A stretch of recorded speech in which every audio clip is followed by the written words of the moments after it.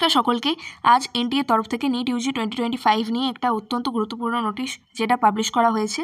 তো 25 জানুয়ারি 2025 আজকের নোটিশটা হচ্ছে clarification on question paper pattern and examination duration for NEET UG 2025।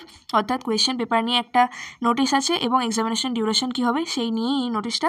দেখো এখানে ক্লিয়ারলি কি বলা হয়েছে যে কোভিড-19 সময় তোমাদের একটা কোয়েশ্চেন পেপারে প্যাটার্নে চেঞ্জ করা হয়েছিল।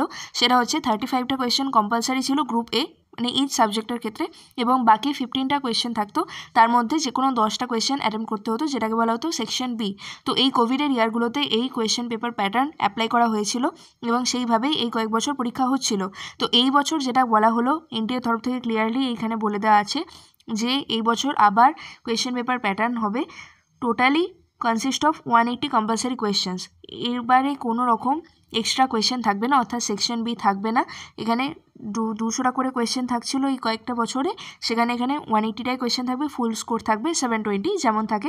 45 কোয়েশ্চেন থাকবে ফিজিক্স থেকে, 45 কেমিস্ট্রি থেকে এবং 90 কোয়েশ্চেন ফ্রম বায়োলজি, এবং তারতেও 45 বটানি, 45 জুলজি। তাই আর কোনো সেকশন বি থাকছে না, যেখানে তোমরা অপশনাল ছিল, তোমরা 15টার মধ্যে 10টা অ্যাটেম্প করতে পারতে। এবং the provision for optional questions introduced temporarily during the COVID-19 pandemic will no longer be available. এবং আরেকটা কথা বলা হয়েছে, total duration of the examination will be 180 minutes 3 hours.